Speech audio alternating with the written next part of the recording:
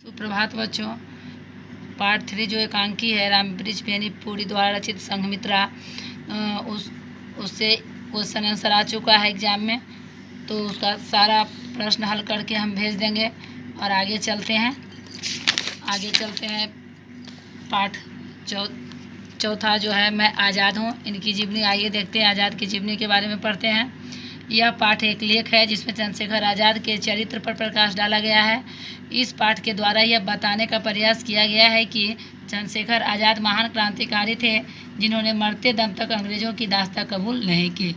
जिन्होंने मरते दम तक अंग्रेज़ों की दास्तां यानी अंग्रेज़ों की गुलामी कबूल नहीं की। अब आइए देखते हैं पाठ पढ़ के। अंग्रेज कायदे कानून तोड़ने के लिए एक छोटे से लड़के को, जिनकी उम्र 15 या 16 साल की थी और जो अपने को आज़ाद कहता था, बेंत की सज़ा दी गई। उसे नंगा किया गया और बेंत की टिकरी से बांध दिया गया। बेंत यानी बाँस की लाठी से उनको मारा गया और उसी टिकरी यानी बाँस की लकड़ी से खंभे से बांध दिया गया।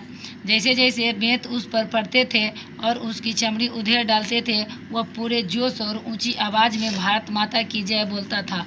देखिए, जितने बेंत उन पर लगते थे और उनकी चमड़ी भी उधेड़ ली जाती थी, फिर भी वो भारत माता की जय इतने लीन थे, इतने सर्वस्व समर्पित कर दिए थे अपनी मातृभूमि के प्रति कि उन्हें और अधिक मार पड़ती थी तो और वो ऊंची आवाज़ में बोलते थे, जय भारत माता की जय घोष करते थे।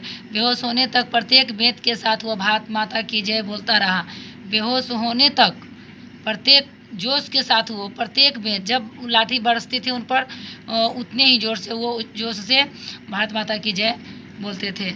जवाहरलाल नेहरू, देखिए यह लड़का और कोई नहीं, जवाहरलाल नेहरू कहें कि यह लड़का और कोई नहीं, जीवन पर्यंत स्वतंत्र रहने वाला महान देशभक्त, जीवन पर्यंत यानी जीवन भर स्वतंत्र रहने वाला महान देशभक्त क्रांतिकारी चंद्रशेखर आज़ाद था। यह घटना सन 1919 में अमृतसर में हुए जालियांवाला बाग नरसंहार के बाद की है। जानते हैं आप, 1919 में जो जालियांवाला बाग हत्याकांड जो हुआ था, उसमें ये नरसंहार में वो इनके ऊपर काफ़ी चोट लगी। जालियांवाला बाग नरसंहार ने पूरे देश में नवयुवकों और जनमानस को उद्वेलित कर दिया था। यानी जालियांवाला बाग नरसंहार जो हुआ था वो पूरे देश में जितने नव युवक थे उनके खून खौला दिए थे, आवेश भर दिए थे, गुस्से की लहर दौड़ गई थी। चंद्रशेखर उस समय पढ़ रहे थे। 1921 में गांधी जी के द्वारा असहयोग आंदोलन आरंभ करते ही पूरे देश में अंग्रेजों के विरुद्ध आक्रोश फूट पड़ा। अन्य लोगों की तरह ही किशोर उम्र के चंद्रशेखर भी आंदोलन में कूद पड़े। जब 1921 में असहयोग आंदोलन गांधी जी द्वारा जो चलाया गया था, तो उसमें जितने भी थे नवयुवक सब उसमें कूद पड़े और सब में गुस्से की लहर दौड़ पड़ी। और उसमें कम उम्र के जो थे चंद्रशेखर, वो भी आंदोलन की लड़ाई में कूद पड़े। परिणाम यह हुआ कि इन्हें गिरफ्तार कर लिया गया और 15 बेंत मारने की सज़ा दी गई। इन्हें गिरफ्तार कर लिया गया अंग्रेजों द्वारा और 15 बेंत यानी 15 बेंत बाँस की लाठी को बेंत कहते हैं, उससे मारने की सज़ा दी गई। किंतु भारत माता की जय बोलने के कारण वे बेहोश होने तक पिटाते रहे। साहसी चंद्रशेखर आज़ाद का जन्म, अब देखिए उनकी जीवनी देखेंगे। साहसी चंद्रशेखर आज़ाद का जन्म कब हुआ था? 23 जुलाई 1906 को मध्य प्रदेश के ग्राम भाभरा में हुआ था। इनकी माता का नाम श्रीमती जगरानी देवी व पिता का नाम श्री सीताराम तिवारी था। इनका जन्म कब हुआ? 23 जुलाई 1906 में, और माता का नाम जगरानी देवी और पिता का नाम सीताराम तिवारी था।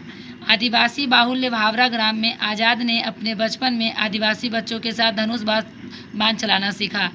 आदिवासी इलाका एरिया में जन्म लेने के कारण ये आदिवासी बच्चों के साथ धनुष बाण चलाना सीखा। गरीबी के कारण गांव के ही एक बुजुर्ग शिक्षक श्री मोहनलाल त्रिवेदी से पढ़ना लिखना सीखा।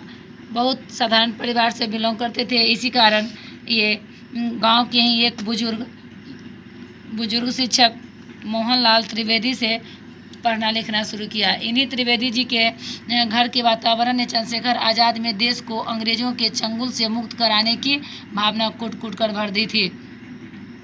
इन्हीं त्रिवेदी जी के घर के वातावरण ने त्रिवेदी जी के घर में जो पढ़ाई लिखाई का कार्यक्रम शुरू करने गए हैं, तो यहीं से आज़ादी की लड़ाई इनके दिमाग में कूट कूट कर भर गई। इस भावना के कारण ही इन्होंने अपना नाम आज़ाद रख लिया। इस भावना के कारण अपना नाम क्या रख लिए, खुद आज़ाद रखे। इनका कहना था, मैं आज़ाद था, आज़ाद हूँ और आज़ाद ही रहूँगा। आज के वीडियो में इतना ही, फिर अगले वीडियो में। धन्यवाद।